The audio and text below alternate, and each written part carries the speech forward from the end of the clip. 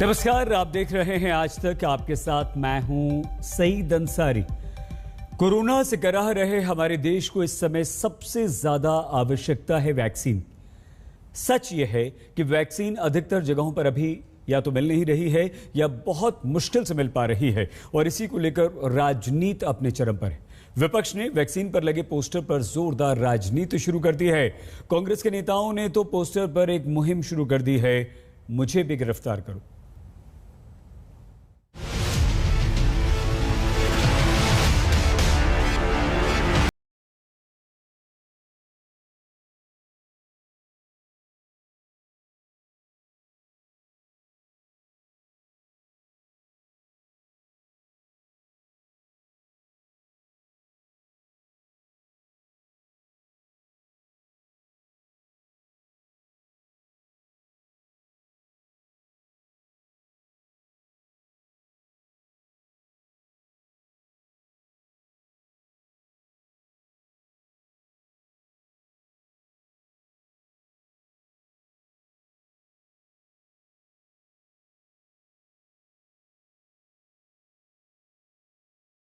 Vaccine को लेकर प्रधानमंत्री को निशाना साधते हुए पोस्टर लगाए जा रहे हैं। अब दिल्ली पुलिस इन तमाम पोस्टरों पर एक्शन ले रही है। दिल्ली में अब तक 25 एफआईआर दर्ज हो चुकी है और इतने ही लोगों को गिरफ्तार किया जा चुका है। गिरफ्तार करने वालों में मजदूर तबके के लोग हैं।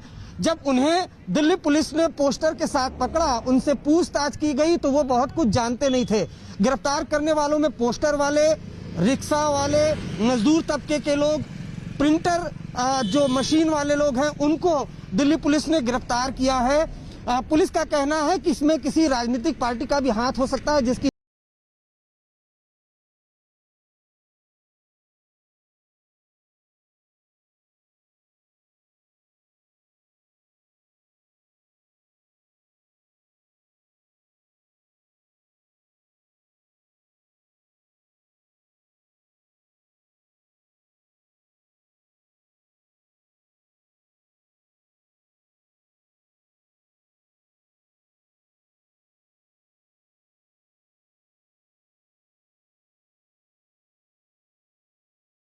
नेता जयराम रमेश की उन्होंने कहा कि वो चैलेंज करते हैं दिल्ली पुलिस की इस कार्रवाई को और कहते हैं कि मैं अपने घर के बाहर इस तरह के पोस्टर लगा रहा हूं। और आप देख सकते हैं कि यहाँ पे लोधी गार्डन के आसपास ये जो घर है जयराम रमेश का, वहाँ पे एक इकलौता पोस्टर हमें नजर आ रहा है और वो भी कह रहा है मोदी जी जवाब दें, वैक्सीन आपकी तरह कहाँ गायब है।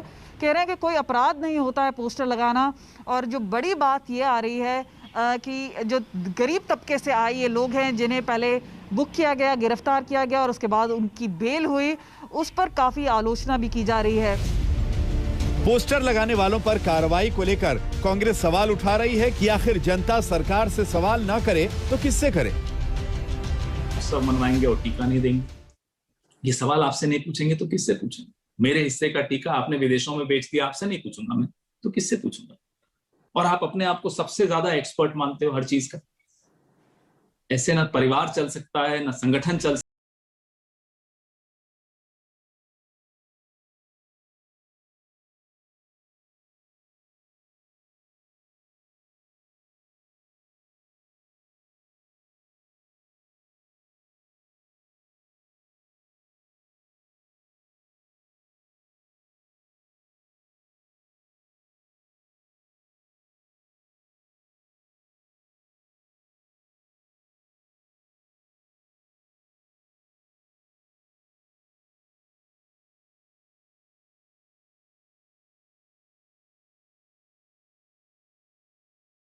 केंद्र सरकार को भी लिखा हुआ है, हमने दोनों कंपनियों को भी लिखा हुआ है कि भाई आप हमें वो दीजिए, वैक्सीन दीजिए, लेकिन अभी वैक्सीन के आने का कोई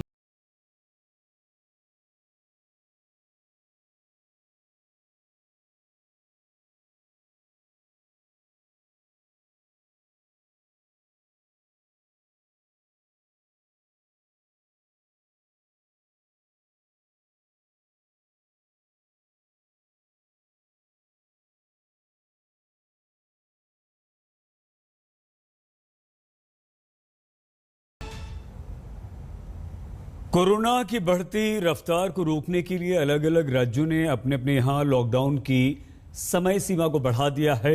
उत्तर प्रदेश और हरियाणा में लॉकडाउन अब 24 मई तक बढ़ा दिया गया, तो पश्चिम बंगाल में 30 मई तक के लिए सख्त लॉकडाउन का आदेश जारी कर दिया गया।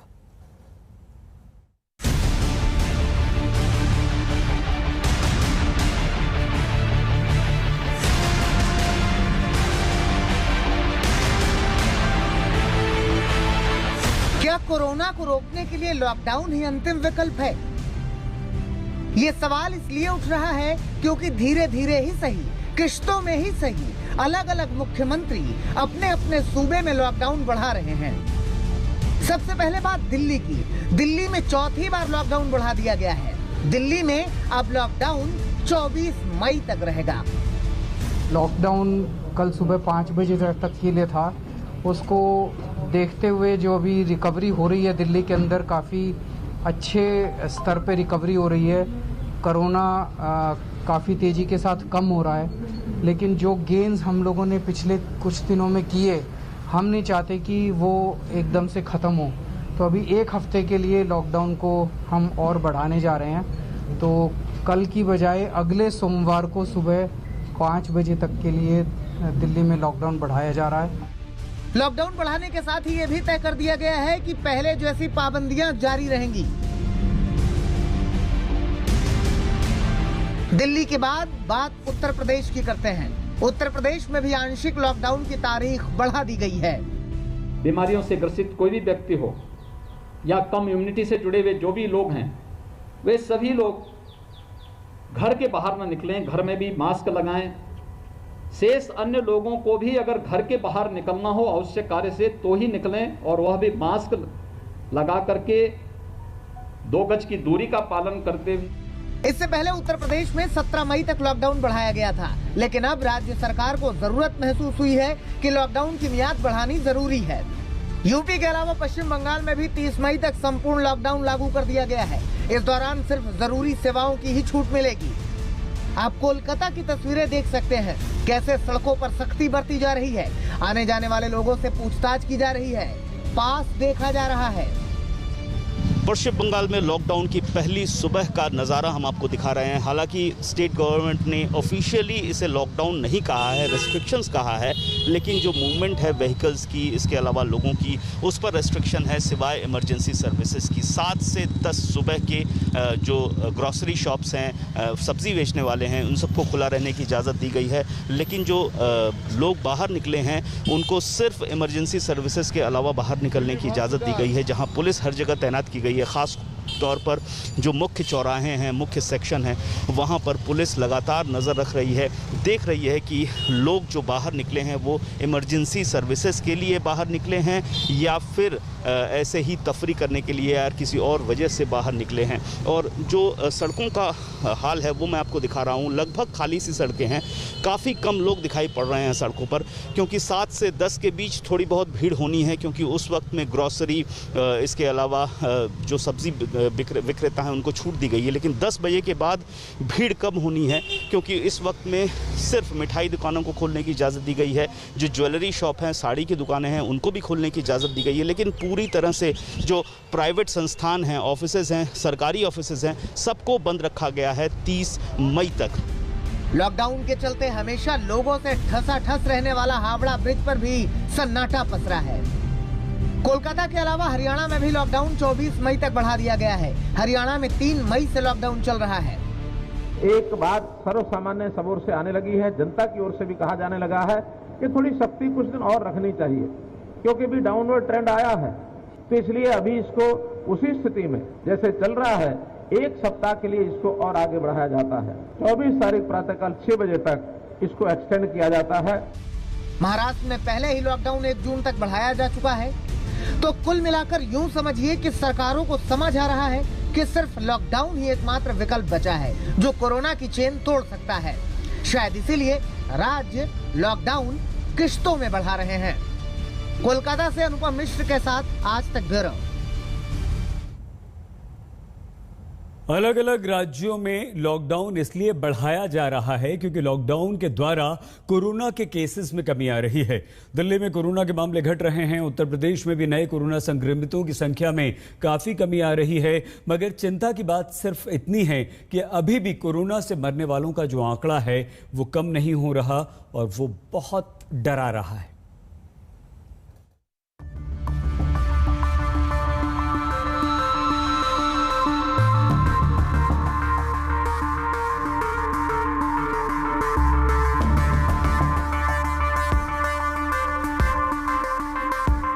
क्या कोरोना की रफ्तार कम हो रही है? क्या कोरोना की दूसरी लहर खत्म होने वाली है? ये सवाल इसलिए उठ रहे हैं क्योंकि देर से ही सही लेकिन अच्छी खबरें आ रही हैं। अच्छी खबरें ये कि अलग अलग सूबों में कोरोना की रफ्तार कम हो रही है। सबसे पहले बात दिल्ली की। दिल्ली में नए कोरोना संक्रमितों की संख्या तेजी से घट रही है। दिल्ली में 24 घंटे में 6,456 नए केस सामने आए हैं। ये 7 अप्रैल के बाद सबसे कम नए केस हैं। 24 घंटे में दिल्ली में 262 लोगों ने दम तोड़ा है। इसके अलावा दिल्ली में 2 सप्ताह से पॉजिटिविटी रेट में गिरावट हो रही है। 22 अप्रैल को दिल्ली में 36% पॉजिटिविटी रेट था, जबकि आज दिल्ली में पॉजिटिविटी रेट करीब 10% तक हो गया है। जो अभी रिकवरी हो रही है दिल्ली के अंदर, काफी अच्छे स्तर पे रिकवरी हो रही है। कोरोना काफ़ी तेज़ी के साथ कम हो रहा है। पिछले 24 घंटे में भी लगभग 6,500 केसेस आए हैं, लेकिन पॉजिटिविटी रेट 1% और कम हो गया है। 10% के करीब पॉजिटिविटी रेट आ गया है, जो कल 11% था। दिल्ली में केस घटने के पीछे लॉकडाउन वाली सख्ती है। दिल्ली में मेट्रो बंद है। शादी विवाह जैसे कार्यक्रमों में लिमिटेड लोगों के साथ ही इजाजत है। जाहिर सी बात है कि इसका असर पड़ा है। दिल्ली के बाद यूपी की बात करते हैं। यूपी में भी कोरोना संक्रमित मरीजों की संख्या में गिरावट आई है। यूपी में पिछले 24 घंटे में 10,682 नए केस सामने आए हैं। यहाँ 2 गुना से ज्यादा मरीज ठीक भी हुए हैं। 24 घंटे में 24,837 मरीज ठीक हुए हैं। बात अगर पॉजिटिविटी रेट की हो तो एक समय में 22% तक पॉजिटिविटी रेट हो जाने वाले यूपी में अब पॉजिटिविटी रेट महज 5% हो गया है। 10,600 पॉजिटिव केस हैं और जो हमारे पास एक्टिव केस थे यूपी के अंदर, लगातार उसमें कमी हुई है। हमारे प्रदेश की वर्तमान में जब ये पीक में था, पॉजिटिविटी रेट लगभग 22% तक गया था। आज ये घट करके 5 से नीचे है।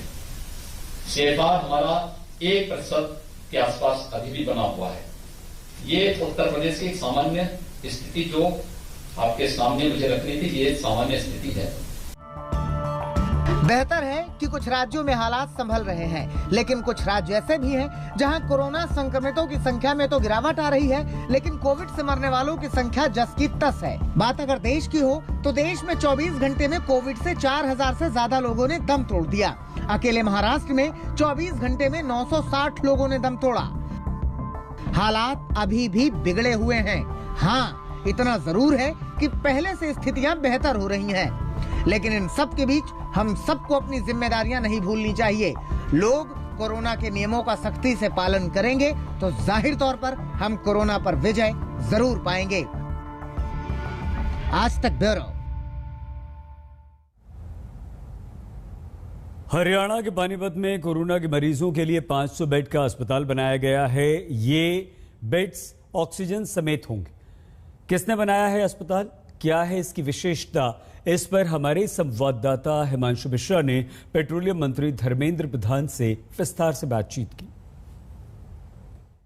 हमारे साथ बातचीत करने के लिए मोदी सरकार के वरिष्ठ केंद्रीय मंत्री धर्मेंद्र प्रधान। धर्मेंद्र जी, आज पानीपत के इस जगह पर 500 बेड्स का हॉस्पिटल जो है आपने किया है इंडियन ऑयल रिफाइनरी के साथ मिलकर। जब देश के अंदर ऑक्सीजन की इतनी कमी है, हॉस्पिटल भी तैयार किया और ऑक्सीजन की सप्लाई भी रहेगी।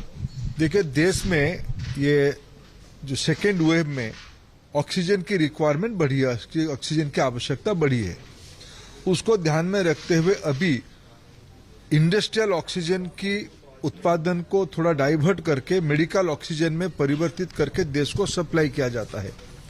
कुछ प्लांट्स में गैसियस ऑक्सीजन भी उपलब्ध है। वो उसको परिवहन नहीं किया जा सकता, उसको ट्रांसपोर्ट नहीं किया जा सकता है। इसीलिए प्रधानमंत्री जी ने एक दृष्टि हम लोगों को दिया कि क्यों ना हम फैक्ट्री के पास ये टेम्पररी मेकशिफ्ट हॉस्पिटल वहीं बना दे। जैसे आपने यहां देखा पंचायत की लैंड में, खेतों में ही आज हरियाणा सरकार ने 500 बेड की हॉस्पिटल फैक्ट्री से पानी की पाइपलाइन, गैस की पाइपलाइन और बिजली की कनेक्शन ले आके हमने उसको पहुंचाया। ये आईओसी ने किया, राज्य सरकार ने उसकी ढांचा खड़ा किया, डॉक्टर्स को लाए, पैरामेडिकल्स को लाए और 500 बेड की ऑक्सीजन देने वाला एक हॉस्पिटल को यहां विधिवत खड़ा किया गया है। भले ही आज ये टेम्पररी दिखे, लेकिन जब तक कोविड सेकेंड वेव को खत्म नहीं किया जाता उसको यहां रखा जाएगा। ऐसे देश में अभी प्लांट की साइड में, फैक्ट्री गेट की बाहर 22 स्थानों पे स्टील प्लांट और पेट्रोकेमिकल प्लांट, रिफाइनरी, ऐसे सारे इलाका में, गुजरात की हजीरा में उसको शुरू किया गया, ArcelorMittal ने उसको शुरू किया, Jindal, Reliance, IOC, BPCL, steel authority of India limited, ये सारे मिलके आज देश की 22 स्थान पे 10,000 बेड वाला गैसियस ऑक्सीजन के ऊपर फैक्ट्री की बाउंड्री के बाहर हॉस्पिटल बेड खड़ा किया गया है। ये कल्पना नया है, लिक्विड ऑक्सीजन के साथ गैसियस ऑक्सीजन की यूटिलाइजेशन हो, इसीलिए ये कदम उठाया गया। क्या ये माना जाए जिस तरीके से एक्सपर्ट्स कह रहे हैं कि वेव 3 भी आएगी और सितंबर से दिसंबर के बीच में आएगी, तो ये वेव 3 तक के लिए स्ट्रक्चर्स बनाए गए हैं या वेव 2 को ध्यान में रखकर? देखिए, कोई हाइपोथेटिकल बात कहना उचित नहीं होगा। निश्चित रूप में देश की संकट की जो पीड़ा है हम उसको समझते हैं। वेव 1 से जो अनुभव हुई और वेव 2 की जो अनुभव आई, निश्चित रूप में ये आने वाले दिनों में देश की हेल्थ इंफ्रास्ट्रक्चर के बारे में राज्य और केंद्र को बहुत सीख दिया है, कॉरपोरेट हाउस को बहुत सीख दिया है और नागरिकों को भी बहुत सीख दिया है। ये सारा विषय को, इस हॉस्पिटल को, इसलिए मैंने शुरू में कहा, जब तक कोरोना को खत्म नहीं किया जाता है देश में ऑक्सीजन की कोई कमी होने नहीं देंगे। ऑक्सीजन आधारित बेड्स, वेंटिलेटर हो, ऑक्सीजन सिलेंडर हो, 1 लाख कॉन्सेंट्रेटर सरकार खरीद रही है, उसमें कई बड़ी भारी नंबर आ भी चुका है। विपक्ष कह रहा है कि अब तो देर हो गई गैस देते देते, ऑक्सीजन देते देते, यहाँ लोगों की जान चली गई है और अभी तक ऑक्सीजन की सप्लाई पूरी नहीं हुई है, लोगों को मेडिकल फैसिलिटीज नहीं मिल रही है। देखिए, मैं तो एक तथ्य आपको, राहुल गांधी और, देखिए, मैं किसी की मंतव्य टिप्पणी देने का ये घड़ी नहीं है, लेकिन जो तथ्य हम रखना चाहते हैं, अप्रैल महीने में देश की स्वास्थ्य व्यवस्था 1300 मेट्रिक टन मेडिकल ऑक्सीजन खपत करती थी। कोई ज्यादा देने की आवश्यकता नहीं थी। 15 अप्रैल आते आते इसकी डिमांड 6000 तक पहुंच गया। 1 मई आते आते डिमांड 9-10 हजार तक पहुंच गया और हम 10,000 दे रहे हैं। आखिर 1 महीने के अंदर उसको तो रैंप अप किया ही गया ना। ये कमी हुई, क्या ये पर्याप्त था? पर्याप्त तो था नहीं, इसीलिए तो किल्लत हुई। लेकिन उसकी यूटिलाइजेशन, उसकी परिवहन, देखिए, एक समय में ध्यान में आया, हमारे पास लिक्विड मेडिकल ऑक्सीजन तो है, लेकिन उसको परिवहन करने के लिए लॉजिस्टिक उसके लिए नहीं है। इसके लिए क्रायोजेनिक टैंक की आवश्यकता होती है, कंटेनर की आवश्यकता होती है, वो हमारे देश में नहीं था। हम पिछले 15 दिनों में इंडियन ऑयल कॉरपोरेशन अकेले ही 50 से ज्यादा आईएसओ कंटेनर देश के अंदर से और विदेश से इकट्ठा किया है। टाटाज ने इकट्ठा किया है, रिलायंस कंपनी ने इकट्ठा किया है, अदानी ने इकट्ठा किया है, आईटीसी ने इकट्ठा किया है। हमारा देश कोरोना से मुकाबला करने में लगा हुआ है और इस बीच एक और तबाही सामने आ खड़ी हो गई। 150 से 160 किलोमीटर प्रति घंटा की रफ्तार से चक्रवाती तूफान भारत के तटीय राज्यों से टकराने वाला है और इस खतरे ने हमारी चिंता को काफी बढ़ा दिया है।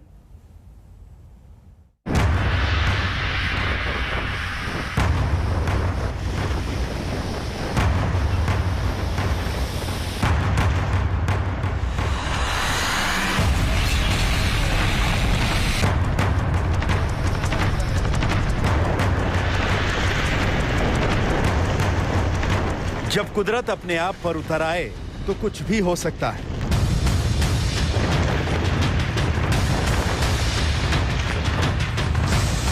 पूरा देश कोरोना के सुनामी से जूझ रहा है तो एक और सुनामी का खतरा सामने आ खड़ा हुआ है। चक्रवाती तूफान की शक्ल में, नाम है ताउते।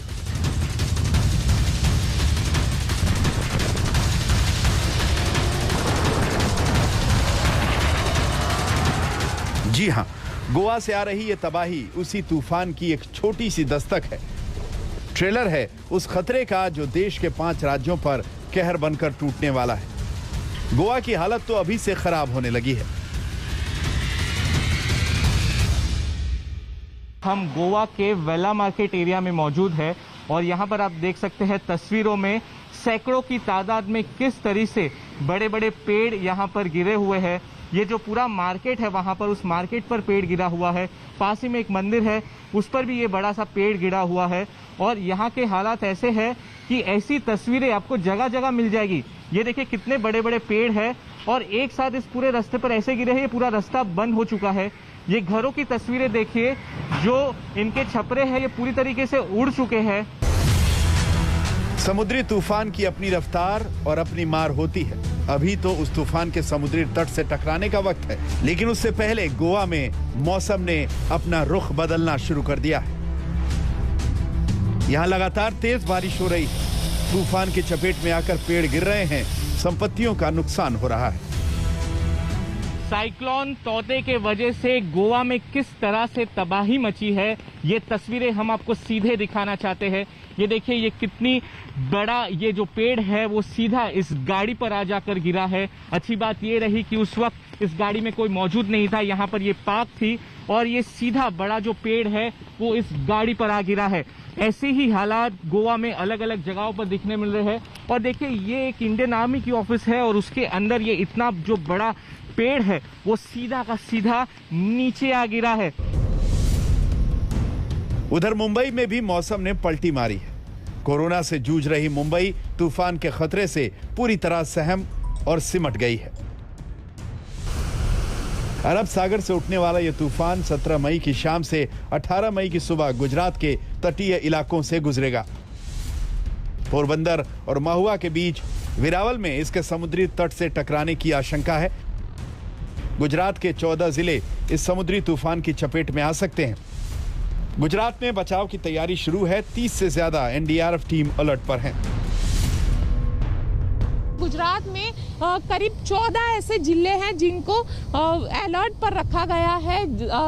खास करके अगर बात की जाए सूरत और सौराष्ट्र के इलाकों की बात की जाए तो गिर सोमनाथ जिला, पोरबंदर, द्वारिका, इन जिलों को अलर्ट पे रखा गया है। कच्छ के अंदर जो स्थलांतर है वो भी शुरू हो चुका है। साथ ही लगातार ये माना जा रहा है कि 17 से तेज बारिश शुरू हो जाएगी गुजरात में और 18 तारीख को चक्रवात गुजरात के जो वेरावल और खास करके ऊना का इलाका है बीच में, वहां पे जो जमीन के साथ टकरा सकता है।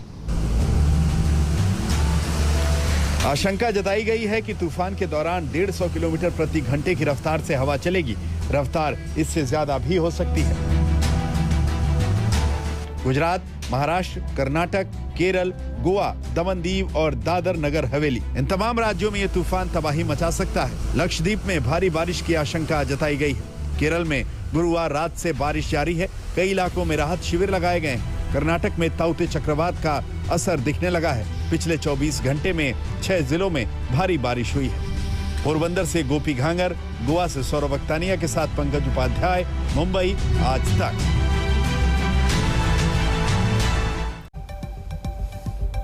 नमस्कार, आप देख रहे हैं आज तक। आपके साथ मैं हूं सईद अंसारी और अब हम आपको हमारे देश के गांवों में स्वास्थ्य सुविधाओं की स्थिति और सरकार के दावों का सच दिखाएंगे।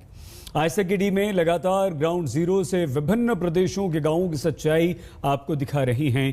तो आइए आज सबसे पहले पंजाब के मोहाली हम आपको लिए चलते हैं, जो राज्य के स्वास्थ्य मंत्री का क्षेत्र है।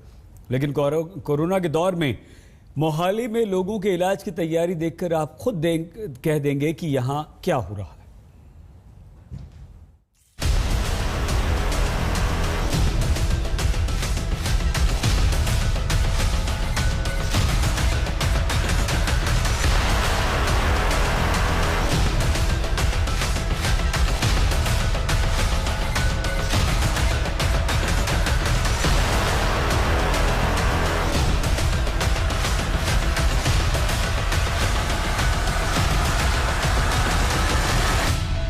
कोरोना के कहर के बीच गांव की स्वास्थ्य सेवाओं की बदहाली की तस्वीरें तो आज तक ने कई दिखाई, लेकिन पंजाब के मोहाली में जैसा हाल दिखा तो यूं लगा कि महामारी के इस दौर में सरकार ने गांव के लोगों को भगवान भरोसे छोड़ दिया है।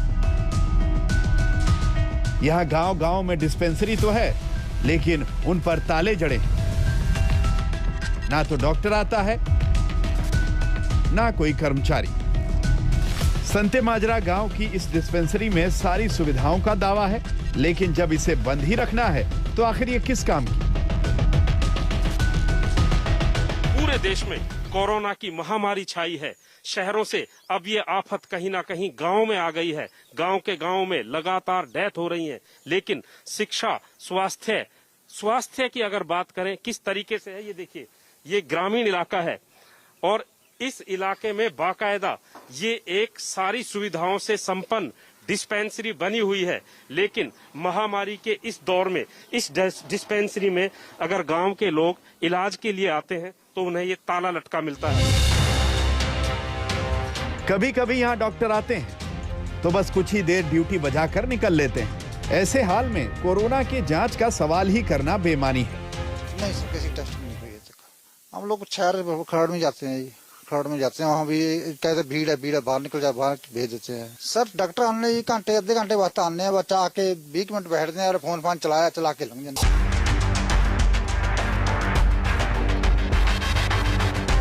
कोरोना के दौर में पंजाब के गांव-गांव में लोग बीमार पड़ रहे हैं, लेकिन ना इलाज की सुविधा है, ना जांच की व्यवस्था। नाराज गांव वालों का कहना है कि सरकार ने लोगों को मरने के लिए छोड़ दिया है। ਸਾਡੀਆਂ ਸਰਕਾਰਾਂ ਦਾ ਫੇਲ ਸਿਸਟਮ ਹੈ। ਜੋ ਇਹਦੇ ਵਿੱਚ ਆਉਂਦਾ ਹੈ, ਜੋ ਅਪਲਾਈ ਲੱਗ ਜਾਂਦਾ ਉਹਨੂੰ ਲੱਗ ਜਾਂਦਾ। ਮੈਂ ਤਾਂ ਆਪਣੇ ਨਿਆਣੇ ਪਾਲ ਰਿਹਾ, ਨੌਕਰੀ ਹੈ ਤੇ ਮੈਨੂੰ ਆਪਣੀ ਤਨਖਾਹ ਮਿਲੀ ਹੈ, ਲੱਖ ਹਜ਼ਾਰ ਰੁਪਏ ਆਪਣਾ ਹਾਜ਼ਰੀ ਲਾਈ, ਰਜਿਸਟਰ ਕਾਲੇ ਕੀਤੇ ਤੇ ਲੈ। ਉਹਨਾਂ ਨੂੰ ਕਿਸੇ ਨੂੰ ਕੋਈ ਪਰਵਾਹ ਨਹੀਂ ਹੈ ਕਿਸੇ ਮਰਨੇ ਦੀ, ਕਿਸੇ ਜੰਮਣੇ ਦੀ। ਗਰੀਬ ਜਨਤਾ, ਇਹ ਜਿਹੜੀ ਗਵਰਨਮੈਂਟ ਨੇ ਪੈਸਾ ਇਹਨਾਂ ਇਨਫਰਾਸਟ੍ਰਕਚਰ ਆ ਚਿੱਟੇ ਹਾਥੀ ਖੜੇ ਕਰੇ ਆ, ਇਹ ਇਸ ਲਈ ਕਰੇ ਆ ਵੀ ਇਹ ਜਿਹੜੇ ਗਰੀਬ ਲੋਕ ਹੈ ਜਿਨ੍ਹਾਂ ਦੀ ਇਨਕਮ ਨਹੀਂ ਹੈ ਉਹ ਆਪਣਾ ਇਲਾਜ ਕਰਾ ਸਕਣ। ਉਹ ਵਿਚਾਰੇ ਤੜਫ ਕੇ ਕੋਈ ਬਿਨਾਂ ਟੈਸਟਿੰਗ ਤੇ ਮਰ ਰਿਹਾ, ਕੋਈ ਕਿਤੇ ਮਰ ਰਿਹਾ, ਕੋਈ ਕਿਤੇ ਤੜਫ ਰਿਹਾ। ਗਰੀਬਾਂ ਦੀ ਕੋਈ ਵਿਚਾਰਿਆਂ ਦੀ ਦੁੱਖ नहीं। गांव में इलाज मिल नहीं रहा, लिहाजा बीमार पड़ रहे लोग शहरों में आने को मजबूर हैं और गांव में स्वास्थ्य सेवाओं के नाम पर बनाई गई ये बिल्डिंग बस सफेद हाथी बनकर रह गई। एक तरफ जहां कोरोना की महामारी के चलते शहरों में अस्पताल फुल हैं, लोगों को बेड नहीं मिल रहे हैं, ऑक्सीजन नहीं मिल रही है, दवाई नहीं मिल रही है और गांव के लोग लगातार शहरों की तरफ भाग रहे हैं। उसकी दरअसल वजह यह है कि गांव में जो सरकारी अस्पताल बने हुए हैं, डिस्पेंसरी बनी हुई हैं, जिनके अंदर तमाम सुविधाएं हैं, सरकार ने इन बिल्डिंगों पर करोड़ों रुपए खर्च किया है। वहां पर हालत यह है कि यहाँ पर लोग आते हैं और वापस अपने घरों को बिना इलाज के चले जाते हैं। दरअसल ये देखिए, ये पूरी एक प्रॉपर डिस्पेंसरी बनी हुई है जिसके अंदर तकरीबन 5 से 7 बेड हो सकते हैं और इतने बेड से मोहाली का ये संते माजरा गांव है, यहाँ पर तकरीबन 10 से 20 लोगों का इलाज हो सकता है। कोरोना के कहर के चलते मोहाली के गांव में भी लोगों की जान जा रही है, लेकिन इस हाल के बावजूद डॉक्टर और स्वास्थ्य सेवाएं गांव तक नहीं पहुंच रही। शहर में एक तो 45 साल का लड़का मरा है, एक थोड़ा बुजुर्ग था वो मरा है, ऐसे काफी मरीज है। लेकिन यहाँ पर कोई इलाज की व्यवस्था नहीं है। नहीं, प्राइवेट के यहाँ पर वहाँ धक्के खाने पड़ते हैं। प्राइवेट में जाओ, सरकारी में नहीं, लॉक लगा हुआ है, यहाँ पे आता ही नहीं कोई। ਤੇ ਅਸੀਂ ਤਾਂ ਦੇਖਿਆ ਨਹੀਂ ਨਾ ਕੋਈ ਇਹਨਾਂ ਨੇ ਕੋਈ ਜਾਗਰੂਕਤਾ ਜਿਹੜੀ ਕਰੋਨਾ ਦੇ ਵਾਸਤੇ ਮਤਲਬ ਲੋਕਾਂ ਨੂੰ ਅਵੇਅਰ ਕਰਨ ਲਈ ਉਹ ਵੀ ਨਹੀਂ ਕੁਝ ਕੀਤਾ ਤੇ ਨਾ ਹੀ ਵੈਕਸੀनेशन वगैरह ਦਾ कुछ कर। सबसे बड़ी हैरानी की बात यह है कि मोहाली खुद पंजाब के स्वास्थ्य मंत्री बलबीर सिद्धू का क्षेत्र है। कोरोना के दौरान लोगों की मदद को लेकर उनके दावे भी बड़े बड़े हैं, लेकिन जमीन पर उतरकर देखने पर हकीकत कुछ और ही नजर आ रही है। मोहाली जिला बल्कि पंजाब के स्वास्थ्य मंत्री बलवीर सिंह सिद्धू का अपना जिला है। वहां पर हालात क्या है, जिस भी डिस्पेंसरी में आप जाते हैं वहां पर तस्वीर ये मिलती है कि जैसे ही आप दरवाजा खोलते हैं तो सबसे पहले ताला लगा हुआ नजर आता है और जो ग्रामीण हैं वो लगातार इन डिस्पेंसरियों में घूमते हुए नजर आते हैं और उम्मीद जता रहे हैं कि काश कोई डॉक्टर यहाँ पर भी आए और वो भी इन्हें किसी तरह की दवाई दे, इलाज करे। लेकिन यहाँ पर जहाँ पर भी कैमरे की नजर जाती है वहाँ पर सिर्फ ताले बंदी के सिवाय कुछ भी नजर नहीं आता है। सिर्फ एक दो गांव नहीं, आज तक की टीम मोहाली के कई गांवों में गई, लेकिन वहां भी एक सी ही तस्वीर दिखाई पड़ी। ये देखिए, ये फुल फ्लैश्ड एक डिस्पेंसरी बनी हुई है, इसके अंदर बेड हैं, हर तरह की मेडिकल सुविधा है, लेकिन क्या नहीं है, वो दरअसल ताला अपने आप में बता रहा है कि यहाँ पर इसको संभालने वाला, इसकी देखभाल करने वाला कोई नहीं है। कोरोना संकट के बीच गांव की बदहाली पर विपक्ष लगातार पंजाब सरकार पर हमले बोल रहा है। कदों दे राज करते आ रही हैं दोनों पार्टियां ते पिंडां 'च कोई डिस्पेंसरी नहीं, जे डिस्पेंसरी है तो उत्थे डॉक्टर नहीं, जे डॉक्टर है तो दवाई नहीं। एक पैरासीटामोल जिहड़ी है वो टैबलेट हैगी है वो दे दिंदे। 60 ਤੋਂ 70% डिस्पेंसरियां दे विच मैडिकल अफसर नहीं है, फिर कित्थे चैक कराउणगे जी पिंडां वाले। ते वो तां हर वेले तुसीं कह दिंदे हो जदों भी कोई मुसीबत आउंदी है आपदा पैरा रख लो जी, आपदी सेफ्टी का प्रबंध आप करो जी। कोरोना के हमले के बीच जब लोगों की जान बचाने के लिए सरकार को ज्यादा इंतजाम करने चाहिए, उस दौर में पंजाब के गांवों में स्वास्थ्य सेवाओं का यह हाल लोगों की जिंदगी पर भारी पड़ सकता है। मोहाली से सत्येंद्र चौहान के साथ आज तक ब्यूरो। हम आपको देश के विभिन्न राज्यों के गांवों की स्थिति दिखा रहे हैं, उन राज्यों में किस तरह से कोरोना से युद्ध लड़ने के लिए काम हो रहा है। तो आइए अब हम आपको बिहार के सारण के अकिलपुर पंचायत लिए चलते हैं। यहां जबरदस्त मुश्किलें हैं। 25,000 की आबादी है और स्वास्थ्य केंद्र सिर्फ एक, लेकिन हाल एक स्वास्थ्य केंद्र का देखकर आपको पता चल जाएगा कि कोरोना के संकट से निपटने के लिए हमारी बिहार की सरकार, नीतीश कुमार की सरकार कितनी गंभीर है।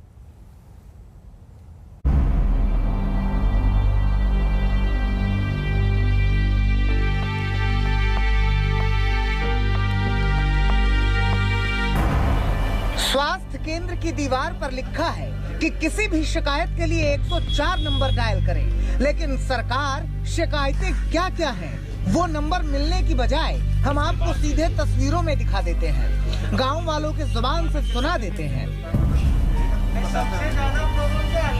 ये सारण जिले की अकिलपुर पंचायत है, आबादी 25,000 है और लोगों के इलाज का सहारा है ये उप स्वास्थ्य केंद्र।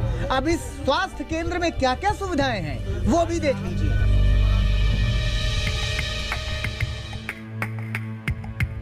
यहाँ न मेज है, न कुर्सी है, न डॉक्टर है, न नर्स है, न दवा है, न इंजेक्शन है। सीधे शब्दों में कमरा पूरा खाली है। यानी महामारी के इस दौर में गांव वालों के लिए दुआ ही आखिरी सहारा है। जिस दूसरे कमरे में दवा के नाम पर कुछ दिख भी रहा है, अब वहाँ का हाल भी देख लीजिए। देखने की कोशिश करते हैं। यहाँ पर ऐसा आपको कहीं से भी दिखाई नहीं देगा कि ये स्वास्थ्य उपकेंद्र है। यहाँ चूंकि पाठक जी यहाँ पर एक पुराने स्टाफ हैं, रिटायरमेंट के बाद हैं, तो लग रहा है कि कोई ना कोई है। ये देखिए दवा यहाँ पर, वैक्सीन का ये सारा कुछ रखा हुआ है। यहाँ पर वैक्सीन इंजेक्शन दिख रहा है। ये क्या है ये?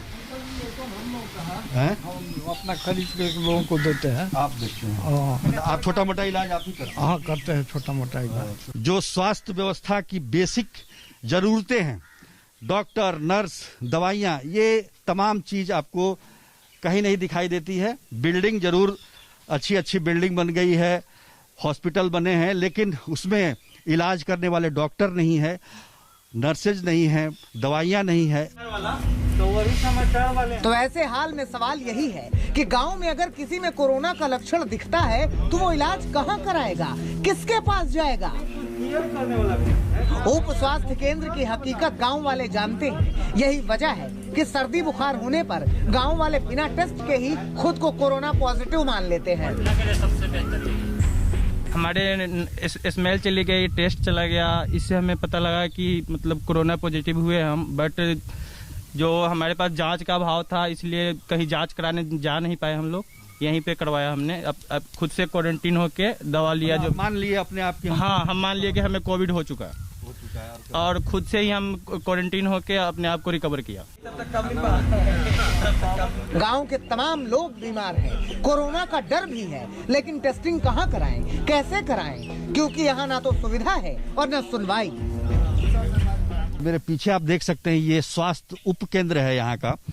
करीब 25,000 से ज्यादा की आबादी वाला ये पंचायत है किलपुर, और इसमें ये स्वास्थ्य उप केंद्र बनाया गया है। लेकिन आपको जो ये दिखाई दे रहा है, ये केवल बिल्डिंग ही दिखाई दे रहा है, इसका अंदर कुछ भी नहीं है। डॉक्टर की तो नियुक्ति है नहीं यहाँ पर। एक नर्स कभी कभार यहाँ पर आती जरूर है, लेकिन जो महामारी का दौर चल रहा है उसमें न कहीं टेस्टिंग की कोई सुविधा है, न वैक्सीनेशन की सुविधा है। सरकार ने गांव वालों की समस्या से आंखें फेर ली हैं। ऐसी सूरत में किसी दौर में बेसिक हेल्थ वर्कर रहे 85 साल के हरिशंकर पाठक ही लोगों को दवा दे रहे हैं। जगह पर कई पोस्टर खत्म हो गया। नीतीश सरकार में यही दिक्कत हुआ कि हमारे नाम का, हमारे पोस्ट का कोई भी जितना बेसिक हेल्थ वर्कर कोई है नहीं है। जितने से सब रिटायर कर गए और उसके जगह पर किसी की बहाली नहीं हुई। लेकिन कई मरीज ऐसे भी हैं जिनकी हालत गंभीर होने पर उनकी जान पर बनाती है। खुद से अपना दानापुर जाना पड़ता है। कोई ना एम्बुलेंस का व्यवस्था है, ना डॉक्टर का फैसिलिटीज है। अगर सीरियस कंडीशन में कोई पेशेंट है तो उसको यहीं मरना पड़ेगा। मर जाते हैं वो, जाते जाते बहुत ज़्यादा एक्सपायर कर जाती हैं ना। तो व्यवस्था दिया जाए, यही कहा जा सकता है। अब बताइए, स्वास्थ्य केंद्र है, यहाँ डॉक्टर नहीं है। ये आपका वैक्सीनेशन भी होता है तो 2 दिन आती है लेडी या 10 दिन गायब रहती है। कोई नियम कानून नहीं है, कोई सिस्टम नहीं है। अखिलपुर पंचायत का उप स्वास्थ्य केंद्र एक मकान में चल रहा है। जिसके परिवार ने इस स्वास्थ्य केंद्र को जमीन दी थी, वो भी अब इसकी बदहाली का दुखड़ा रो रहे हैं। उद्देश्य था कि गांव के स्वास्थ्य का जो है उन्नयन हो और लोग यहाँ स्वस्थ रहें, लेकिन दुर्योगवश आज तक लगभग 25-30 साल, 80 के आसपास में हो गया, ज़्यादा समय हो गया। तो आज तक जो है इसमें कभी कोई डॉक्टर या कोई इस तरह के सुई रुई दवा, इसकी कोई व्यवस्था, समुचित व्यवस्था कभी नहीं दिखा। ऐसे हालात से साफ है कि बिहार के गांव में कोरोना से निपटने के लिए सरकार के पास कोई ठोस प्लान नहीं है, जिससे गांव वालों की जान पर आफत लगातार बनी हुई है। सुजीत झा, सारण, आज तक। बहुत छोटा सा ब्रेक, आप देखते रहिए आज तक।